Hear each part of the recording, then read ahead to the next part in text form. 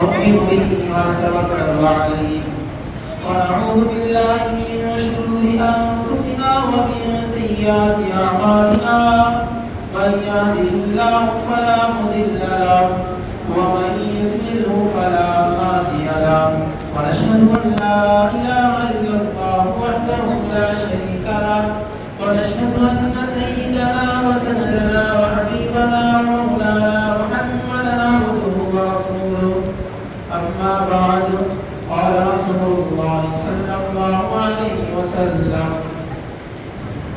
لله فيها أتقاء من النار بعدد شعور غضب كلب أو كما قال عليه الصلاة والسلام.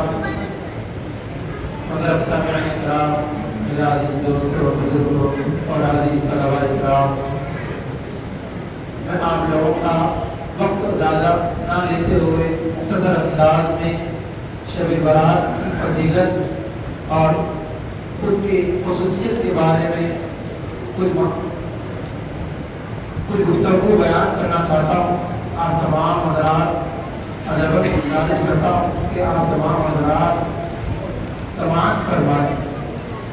جو میں نے آپ کے سامنے حدیث مبارکہ پڑھی ہے، اس میں اللہ کے نبی صلی اللہ علیہ وسلم نے ارشاد فرمایا، اللہ تبارک و تعالی شب برات، برات کے معنی آتے ہیں آزاد ہونا، چھوڑ دینا.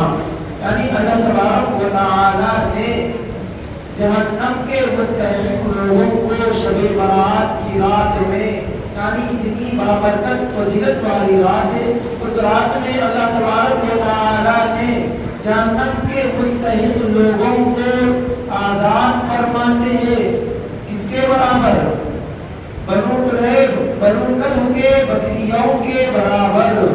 یعنی بکریاں اس لیے کہا جاتا بنو کلب کہ ان لوگوں کے پاس ایک قبیلہ تھا، وہ بکریوں کو پالا کرتے تھے.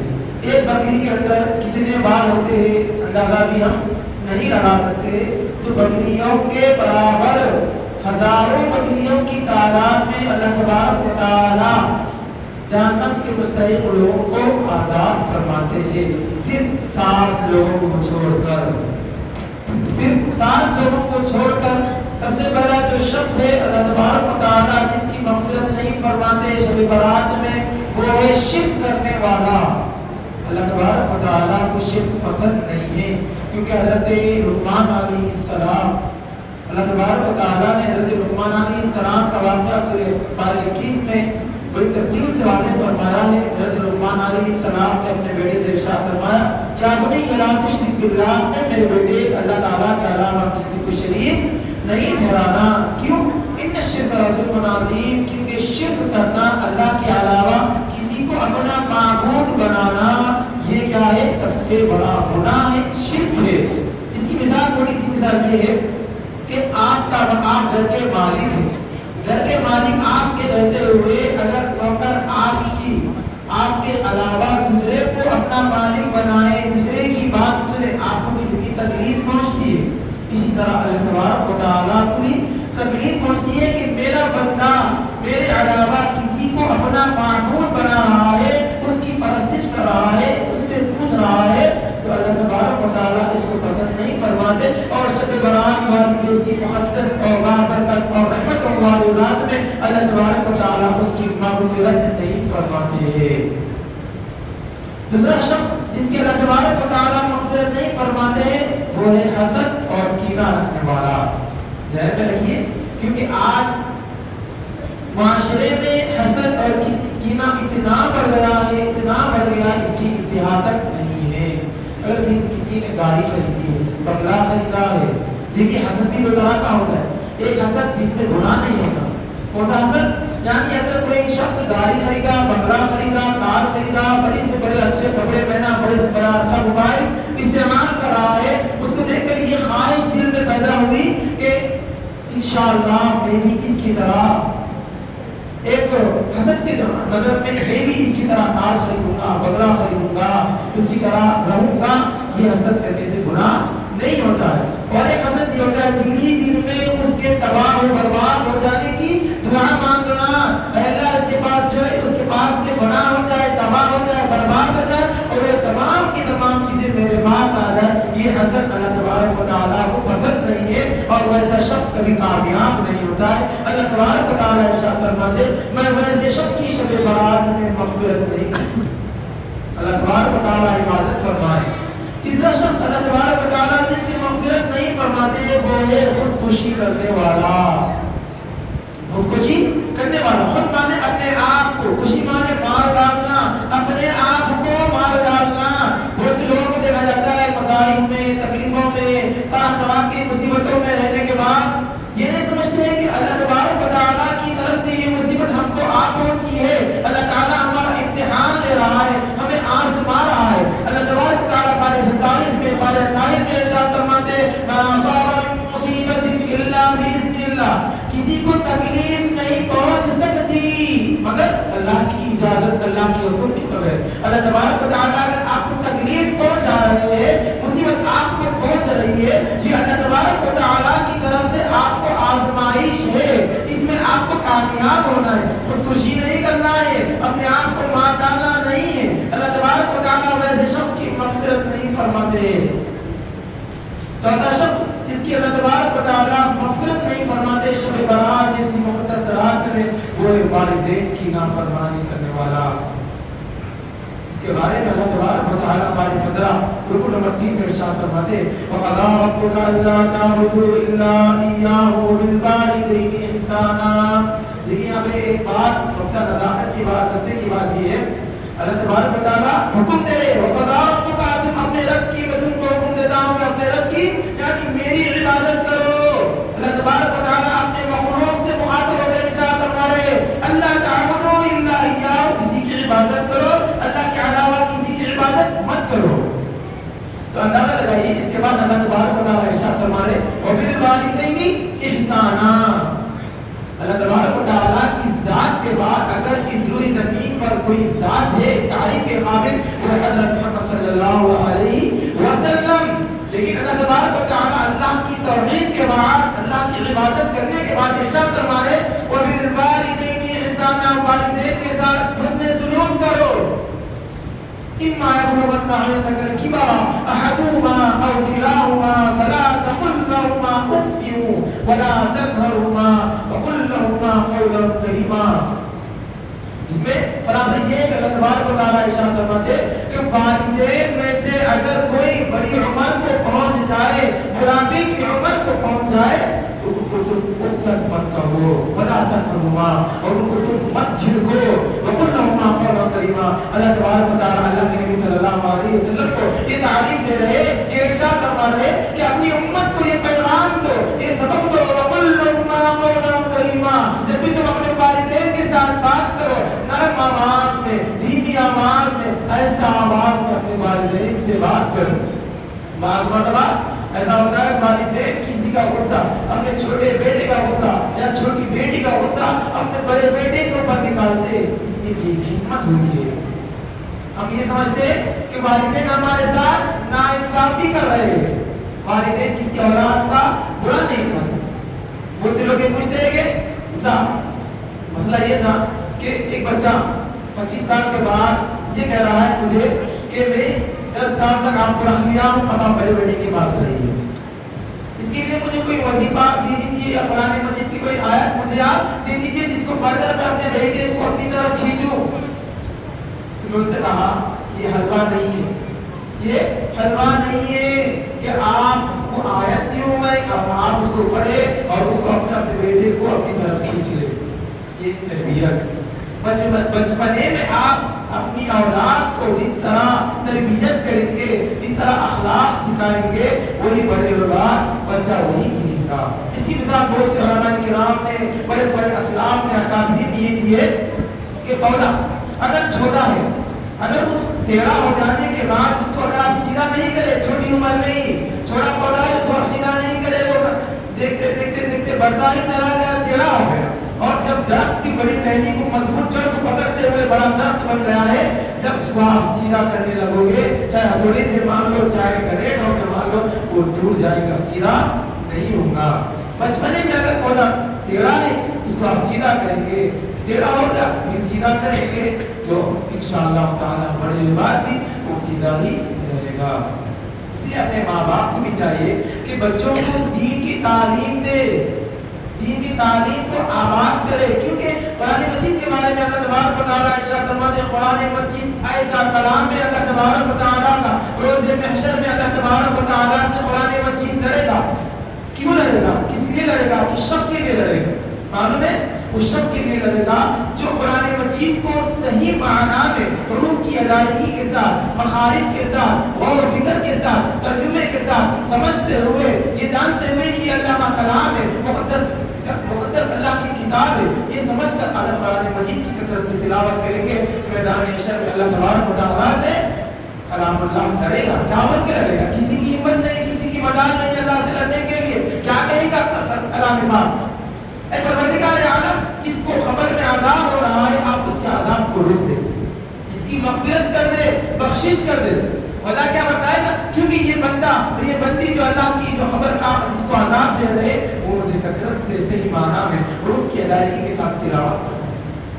اگر آپ اس کی بخشش نہیں کریں گے، مغفرت نہیں کریں گے تو آپ کہتے ہیں کہ میں آپ کا کلام نہیں ہوں، اتنا بڑا جملہ اللہ تبارک و تعالیٰ سے قرآن مجید کہتا ہے۔ اس لیے اپنے بچوں کو قرآن مجید کی تعلیم سے بھرپور مالا مال فرمائیے۔ یہ مت سمجھیے کہ یہ کلام بہت سے لوگوں کا دماغ یہ بڑا ہوا ہے کہ قرآن مجید کا اگر بچے کو حافظ قرآن بنا دیں گے تو بچہ کیا کمائے گا، کیا کھائے گا، کیسی زندگی گزارے گا۔ اللہ تبارک و تعالیٰ حدیث شریف میں آتا ہے، فرماتے ہیں کہ میں حافظ قرآن کو کبھی بھوکا نہیں رکھوں گا، حافظ قرآن کو کبھی بھوکا میں نہیں رکھوں گا۔ تو اب لگائیے اندازہ کہ اللہ تبارک و تعالیٰ جھوٹ کہہ رہے، اللہ کے نبی صلی اللہ علیہ وسلم کیا جھوٹ کہہ رہے؟ بالکل بھی نہیں۔ اس لیے میرے عزیز دوستو بزرگوں، اپنے بچوں کو قرآن مجید کی تعلیم سے مالا مال فرمائیے اور ان کو صحیح معنی میں قرآن مجید سکھائیے۔ بہرحال پانچ جو شخص ہے جس کو اللہ تبارک و تعالیٰ جس کی شب برات میں مغفرت نہیں فرمائیں گے وہ ہوگا وہ مرد جو اپنے ایزار کو یعنی اپنے پہنچوں کو ٹخنوں سے نیچے رکھے گا۔ آج دیکھیے آپ 99% کیا 100% 200% کے لیے نوجوان، چھوٹا سے چھوٹا بچہ بھی، بڑے سے بڑے بزرگ بھی اپنے ایزار کو، اپنے پائجامے کو ٹخنوں سے نیچے رکھتے ہیں، جس کے بارے میں اللہ تبارک و تعالیٰ ارشاد فرماتے ہیں اتنی بڑی مغفرتوں والی رات، رحمتوں والی رات میں بھی اللہ تبارک و تعالیٰ اس شخص کی مغفرت نہیں کرتے۔ اللہ تبارک و تعالیٰ ہماری حفاظت فرمائے۔ کیوں؟ اس کی حکمت کیا ہے؟ اگر ایزار ٹخنوں سے نیچے رہے گا تو انانیت، تکبر، گھمنڈ یہ انسان کے اندر پیدا ہوتا ہے۔ یہ صرف مرد کے لیے ایزار ٹخنوں سے اوپر رہنا، عورت کے لیے، بچیوں کے لیے یہ کہ ایزار ٹخنوں سے نیچے رہے۔ تکبر صرف اللہ تبارک و تعالیٰ کی صفت ہے، اللہ کے علاوہ کسی کی صفت نہیں ہے، صرف اللہ کی ذات ایسی ہے جو تکبر ہے۔ کسی انسان کے اندر یہ صفت نہیں آ سکتی۔ اگر جس کے اندر بھی یہ صفت آ گئی سمجھ جانا کہ اس کا بیڑا ہو گیا ہے، اللہ تبارک و تعالیٰ اس کی مغفرت نہیں فرمائیں گے۔ چھٹا شخص جس کے اللہ تبارک و تعالیٰ مغفرت نہیں فرمائیں گے وہ ہے ہمیشہ شراب پینے والا، جس کے بارے میں اللہ تبارک و تعالیٰ ارشاد فرماتے ہیں انما الخمر والمیسر والانصاب والازلام رجس، یعنی ہر نشاور چیز حرام ہے، ہر نشاور چیز حرام ہے۔ لیکن یہاں مسئلہ کیا ہو رہا؟ سگریٹ پینا حرام ہے لیکن لوگوں کا دماغ سگریٹ پینے کے بعد جاتا ہے۔ تو لوگ سوال کر سکتے ہیں کہ ہمارا سگریٹ پینے سے ہمارا دماغ کھل جاتا ہے، سگریٹ پینا جائز ہے؟ حرام ہے، کیونکہ وہ چیز کی عادی بن چکے۔ لوگ یہ استدلال کرتے ہیں کہ بھئی ہر نشہ چیز حرام ہے، ہم سگریٹ پینے سے ہمارا نشہ، جو نشہ ہمارا کو آ رہا ہے، سر میں درد ہو رہا ہے، دماغ کی راحت جو ہمارا لے رہے ہیں وہ سگریٹ کا ایک کش پینے سے، دو کش پینے سے ختم ہو جاتا ہے۔ تو اس لہٰذا ہمارے لیے سگریٹ پینا جائز ہے۔ لوگوں کو واضح کر دوں، سگریٹ پینا ان لوگوں کے لیے حرام ہو جاتا ہے، آسان دکھتا ہے، جس کو عادت بن جاتی ہے۔ آپ فرسٹ ٹائم پی کے تو آپ کو نشہ چڑھنے لگتا ہے، اور جب نشے کی آپ عادت ہو جاتی ہے، وہ نشے کی عادت کی وجہ سے آپ کے سر کے لگا مار لیتے ہیں۔ اس لیے اللہ تبارک و تعالیٰ ارشاد کیا فرماتا ہے اتنی بڑی مغفرتوں والی رات میں یعنی شب برات میں میں سگریٹ نشہ یعنی جو کثرت سے ہمیشہ نشہ کرتا ہے، نشہ آور ہوتا ہے، اس کی میں مغفرت کبھی نہیں کروں گا۔ ساتھ وہ شخص جس کو اللہ تبارک و تعالیٰ جس کے بارے میں ارشاد فرماتے ہیں وہ ایک کینہ رکھنے والا، بغض رکھنے والا، یعنی عداوتوں میں، یعنی کسی سے دشمنی رکھنا، یہ سوچنا کہ ان سے انتقام لینا۔ وَكَتَبْنَا عَلَيْهِمْ فِيهَا أَنَّ النَّفْسَ بِالنَّفْسِ وَالْعَيْنَ بِالْعَيْنِ، لوگ کی مثال دیتے کہ اللہ تبارک و تعالیٰ نے بیان فرمایا نفس کے بدلے نفس اور عین کے بدلے آنکھ کے بدلے آنکھ، یعنی اگر اس نے مجھے مارا ہے میں بھی اس کو ماروں گا، اگر اس نے مجھے گھوسا مارا تو میں بھی اس کو گھوسا ماروں گا، اگر انتقام لینے لگیں گے، اگر کسی نے مجھے گالی دی تو میں بھی اس کے بدلے گالی دوں گا، اگر یہ شخص کہتے ہوئے گالی دے گا تو گویا کہ اس نے گناہ کر رہا ہے۔ کیونکہ اللہ کے نبی صلی اللہ علیہ وسلم کی ایک صفت کیا ہے؟ صفت یہ ہے کہ درگزر کرنا، معاف کرنا۔ وَلَمَنْ صَبَرَ وَغَفَرَ إِنَّ ذَلِكَ لَمِنْ عَزْمِ الْأُمُورِ، اللہ تبارک و تعالیٰ نے ارشاد فرمایا کہ وہ شخص جس نے اپنے کسی شخص کے غلطی رہنے کے باوجود اس کو معاف کر دیا اور اس کے ساتھ صبر کیا اور اس کو معاف کر دیا، درگزر کر دیا، إِنَّ ذَلِكَ لَمِنْ عَزْمِ الْأُمُورِ، گویا کہ وہی شخص بردبار ہے۔ شریعت کی اجازت دیتی ہے کہ اگر کوئی شخص آپ کو ایک گھوسا مارے تو اتنی مقدار میں ہی آپ مارے جتنی مقدار میں اس نے مارا ہے، اتنا ہی درد اس کو ہونا جتنا آپ کو درد ہو رہا ہے۔ کیا ہم یہ کر سکتے؟ نہیں کر سکتے۔ اس لیے معاف کرنا، درگزر کرنا یہ بہت بڑی صفت ہے اللہ تبارک و تعالیٰ، یہ بھی ایک ذریعہ بن جاتا ہے نجات بن جاتا ہے جنت میں جانے کا۔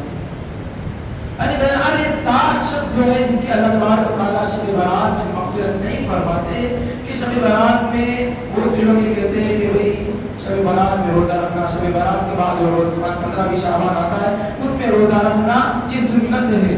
میں بات کو واضح کر دوں کہ شب برات کے بعد جو صبح صادق ہوتی ہے 15 شعبان اس میں روزہ رکھنا یہ سنت نہیں ہے، حدیث سے ثابت نہیں ہے۔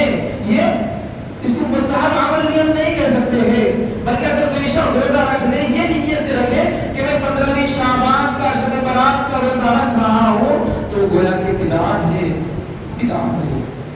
نبی کی سنت سمجھ کر روزہ رکھنا یہ بدعت ہے۔ سنت اور بدعت میں بڑا فرق ہوتا ہے، اس کو واضح کرتا ہوں آپ کے سامنے۔ سنت کہتے ہیں عاشق رسول کو، بدعت کہتے ہیں عاشق رسول کو۔ بڑی حیرانی ہو رہی ہے کہ بدعت بھی کہہ رہے ہیں عاشق رسول کو، سنت بھی کہہ رہے ہیں عاشق رسول کو۔ اس کی تاریخ سے لیا، سنت کہتے ہیں اس عاشق رسول کو، اللہ کے رسول سے عشق کرنے والے کو جس نے اپنے نبی کے بتائے ہوئے راستے پر زندگی گزارا، اپنے نبی نے جس طرح سنتوں پر عمل کیا ہے اور سنتوں کے مطابق زندگی گزارا اور کوئی بھی چیز اپنی طرف سے من گھڑت چیز کو پیدا نہیں کیا، وہ ہے عاشق رسول اور یہ ہے نبی کی سنت، اور وہ صحیح معنی میں عاشق رسول ہے۔ بدعت اس عاشق رسول کو کہتے ہیں نبی سے تو محبت ہے، اللہ سے تو محبت ہے، لیکن اپنی طرف سے من گھڑت باتیں پیش کرنا، لانا ہے کہ نبی کی سنت جو ہے شعبان 15ویں شعبان کا روزہ رکھنا نبی کی سنت ہے، قبرستان میں جانا نبی کی سنت ہے، یہ کہنا یہ بدعت ہے۔ اللہ کے نبی صلی اللہ علیہ وسلم نے اپنی پوری حیات مبارک میں قبرستان کو 15 شب برات کی رات میں گیا ہے، لیکن یہ نیت سے نہیں گئی کہ آج شب برات ہے، مغفرتوں والی رات ہے۔ اللہ کے نبی صلی اللہ علیہ وسلم ایسے ہی قبرستان چلے گئے تھے، لہذا اگر کوئی شخص قبرستان جا رہا ہے تو کوئی غلط نہیں ہے، لیکن یہ سوچ کر جا رہا ہے کہ نبی کی سنت ہے میں بھی قبرستان جاؤں گا، قبروں کی زیارت کروں گا، یہ بدعت ہے۔ یعنی اللہ کے نبی صلی اللہ علیہ وسلم نے جس طرح صحابہ کرام رضوان اللہ علیہم اجمعین کو تعلیم دی ہے، صحابہ نے تابعین کو، تابعین نے تبع تابعین کو، تبع تابعین نے اولیاء کرام کو، اولیاء کرام نے علماء کرام کو، علماء کرام نے جس طرح ہم کو تعلیم دی ہے، نبی کے منہج کے مطابق زندگی گزارنا ہم کو سکھایا ہے، اس کے مطابق زندگی گزارنا یہ نبی سے محبت کرنا، نبی سے عشق کرنا ہے۔ اور بہت سی باتیں ایسے یعنی اجتماعیت میں نماز پڑھنا، صلاۃ التسبیح اجتماعیت میں پڑھنا، کوئی مخصوص عبادت خاص کر لینا کہ بھئی شب برات میں یہ عبادت کرنا یہ نبی کی سنت ہے، بڑی فضیلت ہے اس کی، یہ بدعت ہے۔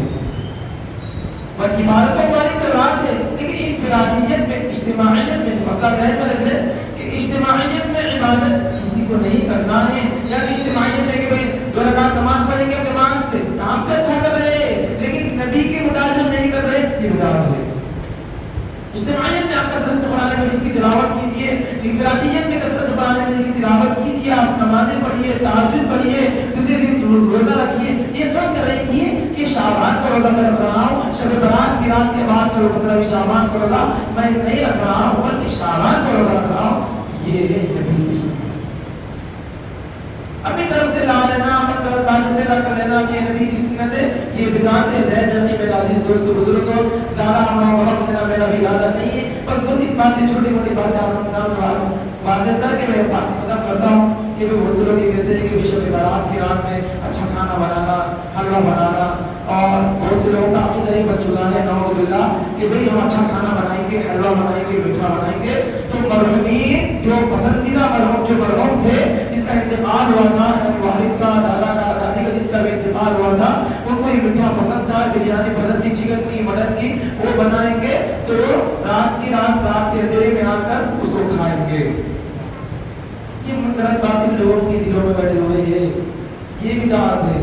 آپ کھانا کھائیے، یہ سمجھ کے مت کھائیے کہ بریانی کھائیے، اللہ تبارک و تعالیٰ نے ارشاد فرمایا کہ میرے بندے جو چاہتے ہو کھاؤ، من مسلمہ کھاؤ، چکن کھاؤ، مٹن کھاؤ، مندی کھاؤ، ہر چیز کھاؤ، کوئی روک ٹوک نہیں ہے، یہ نبی کی سنت ہے بول کر کھا رہے تو یہ غلط ہے۔ میرے مرحومین دادا کھائیں گے، دادا ابا جان کھائیں گے، میرے دادا کا فیوریٹ ڈش تھی میں کھاؤں میں بناؤں گا تو دادا ابا آئیں گے، اس کو کھائیں گے، اپنے سکون اپنی اور اپنی خبر میں آرام سے لیٹ جائیں گے۔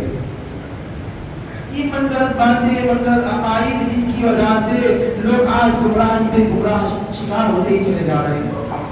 میرے عزیز دوستو، یہ تمام فضول لغویات کو چھوڑیے، صرف اتنا کریے کہ اللہ کے نبی صلی اللہ علیہ وسلم نے جس طرح زندگی گزارنا بتایا ہے اس طریقے پر زندگی گزارنے والا اللہ تعالیٰ سے دعا فرمائے کہ اے اللہ جس طرح نبی نے زندگی گزارا ہے، صحابہ نے، تابعین نے، تابعین نے، اولیاء کرام، علماء کرام نے زندگی گزاری ہے، اسی طریقے پر، اسی نہج پر ہم تمام کو بھی اللہ تبارک و تعالیٰ زندگی گزارنے والا بنائے۔ عقائد میں، مسلکوں میں، فرقوں میں فرقے بازی کرنے کی کوئی ضرورت نہیں ہے۔ بھائی ہندو مسلم کی لڑائی سنے تو بھائی ہندو مسلمان کی لڑائی تو پھر بھی سب کر رہے ہیں، مسلمان ایک دوسرے کو کاٹ کے کھانے کو آ رہا ہے۔ جماعتوں میں بھی بہت سی جماعتیں بن گئی، ماشاءاللہ سیکھ بن گئی، شیعہ بن گئی، اور ایسا ایسا انشاءاللہ جہاں تک جائیں گے پورے انشاءاللہ تعالیٰ شیعہ کے بعد ساتھ بھی آتی انشاءاللہ ساتھ بھی بنیں گی، اسی طرح جہاں تک تکمیل کریں گے، اس کا مرکبات کو شروع کریں گے، شیعہ ایک ساتھ ہو جائیں گے، اسلامات ایک ساتھ ہو جائیں گے، مرکبات ہوتے ہوتے فرقے بنتے ہی چلے جائیں گے، فرقے بنتے ہی چلے جائیں گے، دین کا کام خود بھی نہیں ہوگا۔ میرے بزرگوں دوستوں، یہ تمام چیزوں کو چھوڑیے، اللہ کے نبی صلی اللہ علیہ وسلم نے جس طرح زندگی گزارنے کا بتایا طریقہ اس طرح زندگی گزاری۔ اللہ تعالیٰ قرآن مجید میں ارشاد فرماتے ہیں ان اللہ اشترى من المؤمنین انفسهم واموالهم بان لهم الجنہ۔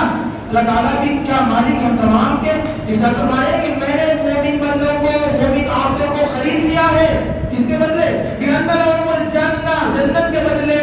ہم کسی غلام کو اگر خریدے، اگر ہمارے گھر میں کوئی نوکر آ کر کام کر رہا ہے، اگر انہیں لیٹ ہو گیا، 2 دن میں ہمارا تو خوش ہو گیا، ماشاءاللہ بہت اچھا دکھا، 2 دن میں ہمارے میں نے بہت اچھا دل لگا کے کام کرا، بلکہ اس کو جھڑکتے، اس کی سیلری کاٹ دیتے، لیکن خریدنے والا اوپر والا ہم تمام کو، تمام کائنات کو، تمام کائنات کی مخلوقوں کو خریدنے والا کیا کہہ رہا ہے؟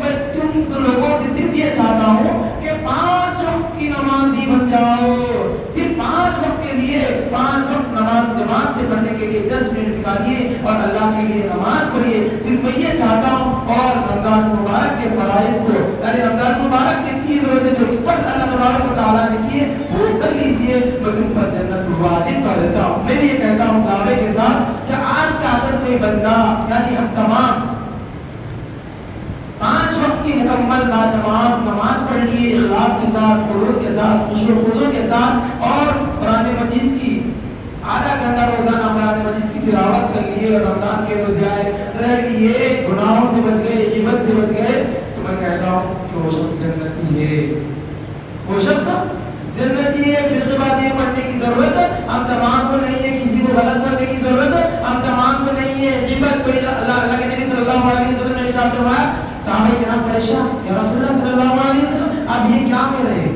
اللہ کے نبی صلی اللہ علیہ وسلم نے ارشاد فرمایا، میری امت میں کچھ لوگ ایسے ہوں گے جو زندگی بھر اللہ کی عبادت کریں گے۔ نوٹ کرنے کی بات ہے، غور کریے، صرف اپنی طرف سے خوش ہونے کے لیے، عبرت لینے کے لیے کہہ رہا ہوں، خوش ہونے کے لیے نہیں کہہ رہا ہوں، لوگ کی بات بات ہے، دیکھیے نوٹ کر لیجئے کہ اللہ کے نبی صلی اللہ علیہ وسلم نے ارشاد فرمایا میری امت میں کچھ لوگ ایسے ہوں گے جو زندگی بھر اللہ کی عبادت کریں گے، لیکن عین وقت پہ ایسا ہوگا کہ اللہ تبارک و تعالیٰ اس کا خاتمہ کفر پر فرمائیں گے۔ حیرانی ہو رہی، صحابہ پریشان، یا رسول اللہ صلی اللہ علیہ وسلم یہ کون لوگ ہوں گے؟ پھر آگے اللہ کے نبی صلی اللہ علیہ وسلم نے ارشاد فرمایا اور کچھ امتی ایسے ہوں گے میری امت میں جو زندگی بھر اللہ کی نافرمانی کرتے رہیں گے، اللہ کے احکامات کو انکار کرتے رہیں گے، لیکن عین وقت پہ اللہ تبارک و تعالیٰ کی طرف سے ایسا ہوگا، معجزہ ایسا ہوگا کہ اللہ تبارک و تعالیٰ ان کو ایمان کی دولت سے مالا مال فرما دیں گے، ان کی زبان پر کلمہ طیبہ لا الہ الا اللہ محمد رسول اللہ جاری فرما دیں گے۔ صحابہ پریشان، یا رسول اللہ یہ کون لوگ ہوں گے جو زندگی پر اللہ کی عبادت کریں گے، پھر عین وقت پہ اللہ تعالیٰ کی طرف سے ایسا ہوگا کہ ان کا خاتمہ کفر پر ہو رہا ہے؟ اللہ کے رسول صلی اللہ علیہ وسلم کہتے ہیں وہ لوگ ہوں گے جو غیبت کرنے والے ہوں گے، کسی کی پیٹھ پیچھے برائی کرنے والے ہوں گے۔ آج ہمارا کتنا بڑا برا حال ہے کہ ہم کسی کی غیبت کرے بغیر ہمارا دن ہی نہیں گزرتا۔ اگر غیبت نہیں کرے تو فون کر کے کرتے دوست، ارے وہ خراب تھا، میری اچھا نہیں کرا، یہ بہت گندا ہے، غلیظ ہے۔ جب تک نہیں کرے، جب تک ہم تمام کو سکون نہیں ملتا۔ یہی غیبت، یہ کام غیبت کرتے کرتے پیچھے برائی کرتے کرتے اللہ تبارک و تعالیٰ ایسا کریں گے تو اس کو اسی کام میں ملوث فرما دیں گے۔ کتنی افسوس کی بات ہے۔ پھر حاضر دوستوں بزرگوں کو کہنے کا مطلب یہ ہے کہ شب برات کی جو رات ہے یہ اللہ تبارک و تعالیٰ آسمانی دنیا پر آ کر کہیں گے، یعنی اللہ تبارک و تعالیٰ آ چکے ہیں غروب آفتاب کے بعد 14-15ویں شب کو اللہ تبارک و تعالیٰ ارشاد فرماتے ہیں ہے کوئی بندہ جو مغفرت کی دعا مانگے جس کی میں مغفرت کروں، ہے کوئی بندہ جو گناہوں سے توبہ کرے میں جس کے گناہوں کو معاف کروں، ہے کوئی بندہ جو مغفرت چاہے میں جس کی مغفرت کروں، جو رزق میں وسعت چاہے جس کی میں رزق کو بڑھا دوں۔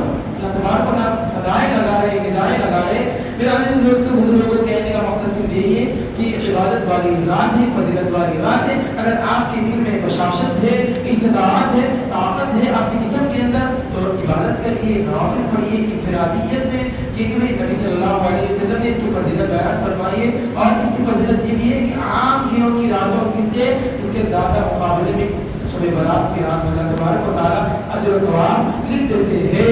یعنی فضول جہاں میں مت رہیے کہ تہجد پڑھنا ہی سے مجھے میں تہجد پڑھ کے سوتا ہوں اور فون لے کے انسٹاگرام یوز کر لیتے بیٹھے، بچوں کو دیکھیے انسٹاگرام واٹس ایپ چیٹنگ کر لیتے بیٹھے، پھر کیا کرے نہیں میرے کو سونا ہے، میں جگنا جگنی کی رات ہے، میں جگتا ہوں ایسا بھی جگتا ہوں، جگ کے فجر کی نماز پڑھ کے گناہ کر کے فجر کی نماز پڑھ کے سوتا ہوں۔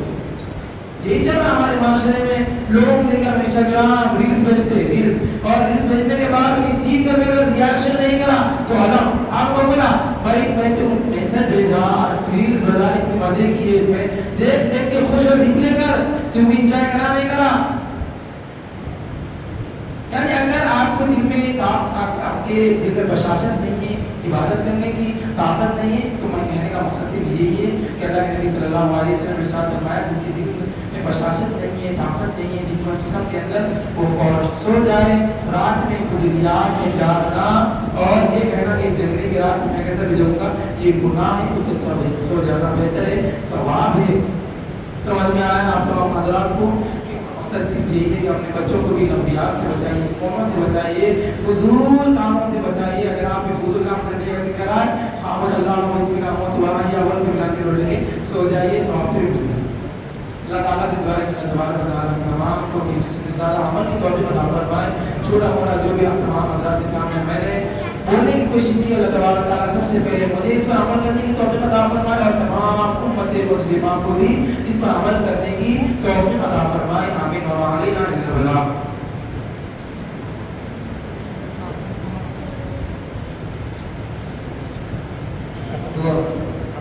الحمد لله رب العالمين، اللهم صل على سيدنا محمد وعلى آل سيدنا محمد وبارك وسلم۔ ربنا آتنا في الدنيا حسنة وفي الآخرة حسنة وقنا عذاب النار۔ ربنا ظلمنا أنفسنا وإن لم تغفر لنا وترحمنا لنكونن من الخاسرين۔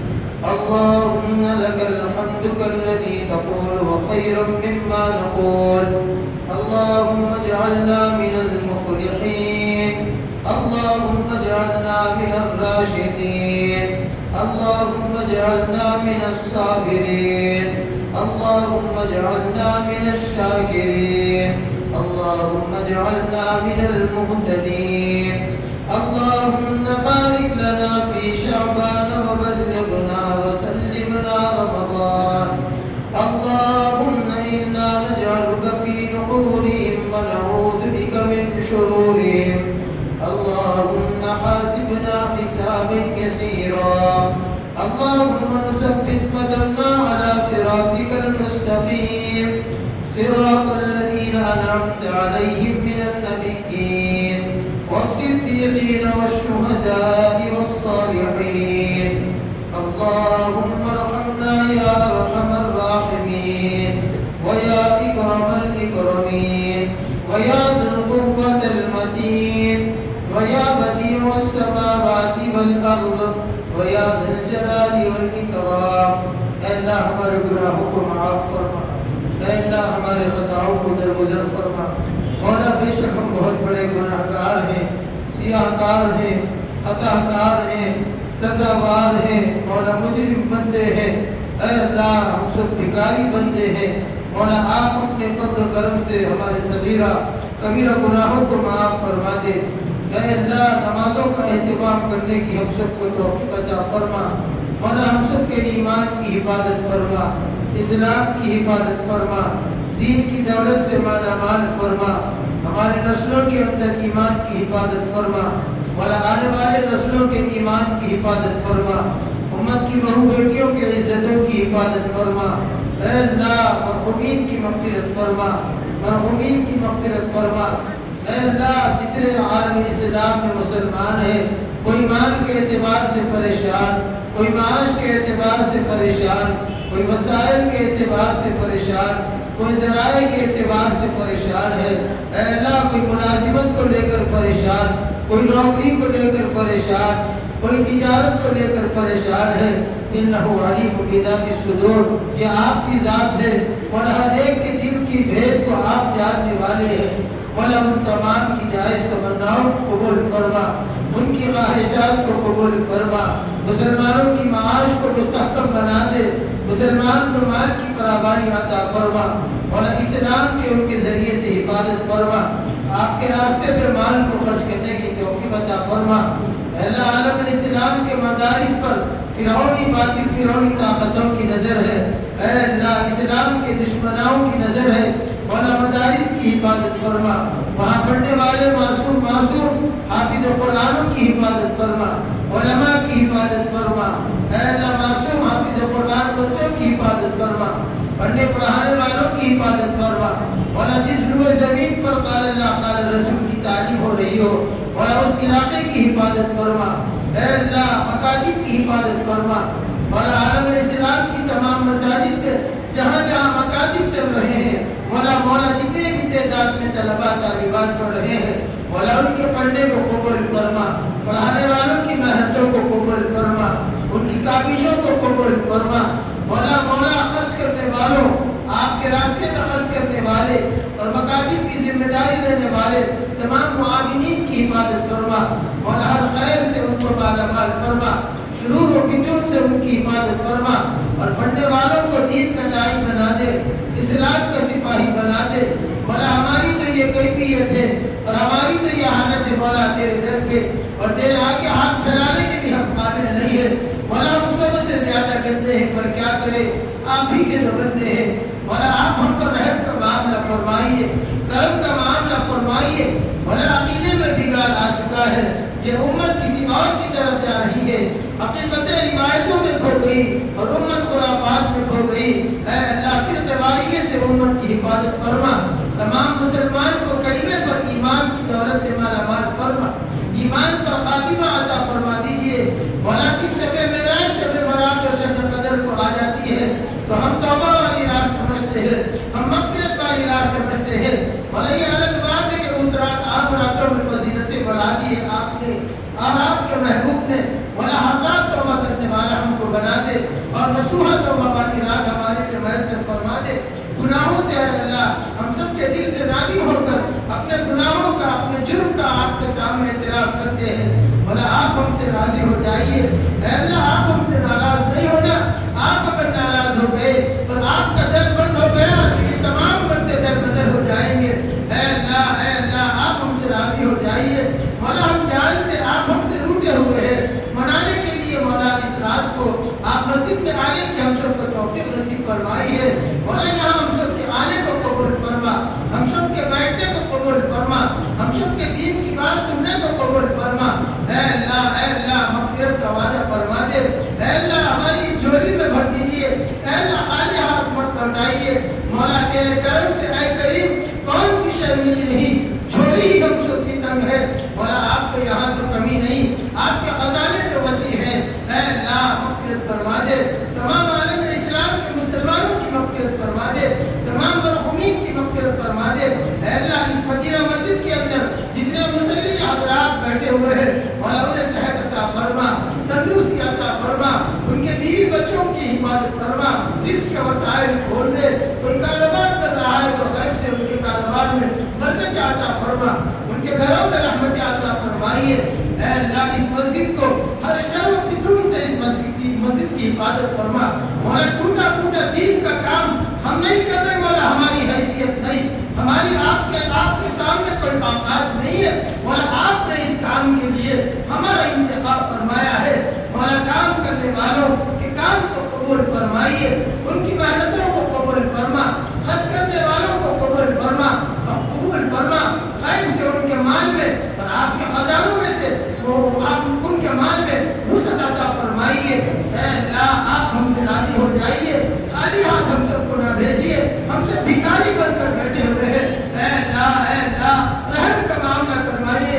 آپ نے آپ کے پاک کلام میں فرمایا انہ هو الغفور الرحیم, کہ کہیں فرمایا وکان اللہ غفور الرحیم. مولا آپ کے بخشنے والے بڑے مہربان ہیں, غفاریت تو یہ آپ کی صفت ہے. مولا سچے دل سے پورے ندامت کے ساتھ اے اللہ چھوٹے معصوم بچوں کا واسطہ, اس مجمع میں چھوٹے ننھے معصوم بچے ہیں جن پر شریعت بھی واجب نہیں ہوئی ہے, مولا ان بچوں کا واسطہ ان کے صدقے میں مولا ان کی آمین کے صدقے میں ہم سب کے حق میں مغفرت کا وعدہ فرما دیجیے. مولا ہم اگر ہمارے مکان کے دستک کوئی دیتا ہے, ہمارے گھر پر کوئی فقیر آتا ہے, کوئی محتاج مسکین آتا ہے, کوئی یتیم بیوہ کوئی آتا ہے, مولا ہم ہماری حیثیت سے جو آپ نے ہم کو عطا فرمائی ہے ہم کچھ نہ کچھ اسے دے کر روانہ کرتے ہیں. اے اللہ اے میرے پیارے اللہ آپ تو ساری کائنات کے بادشاہ ہے اور ہم سب مخلوق ہیں, ہم سب محتاج ہیں, آپ کسی کے محتاج نہیں ہے. اے اللہ آپ کے خزانوں میں کسی طرح کی کوئی کمی نہیں ہے. اے اللہ ہمیں معاف کر دے, ہمیں معاف کر دے, ہمیں معاف کر دے. ہم ہمارے گناہوں کو معاف فرما دے, ہمارے غلطیوں کو معاف فرما دے, ہماری کوتاہیوں کو معاف فرما دے. مولا ہم سے غیبتیں ہوئی, ہم سے حسد ہمارے دل میں پیدا ہوا, اے اللہ اس حسد کو ہمارے دل سے نکال دے, اس کینے کو ہمارے دل سے نکال دے. آپس میں جو نفرتوں کا بازار گرم ہے ان نفرتوں کے بازار کو ختم فرما دے. اے اللہ دلوں میں محبتوں کو پیدا فرما اور رات کے راستے پر محمد رسول اللہ کو جس پہلو کے لیے آپ نے اس دنیا کو بنایا اور اس دنیا کے نظام کو سجایا, مولا اس نبی سے ہم سب کا سامنا ہونا ہے. اس نبی کو ہم کیا منہ دکھائیں گے, حشر میں ہم آپ کو کیا منہ دکھائیں گے.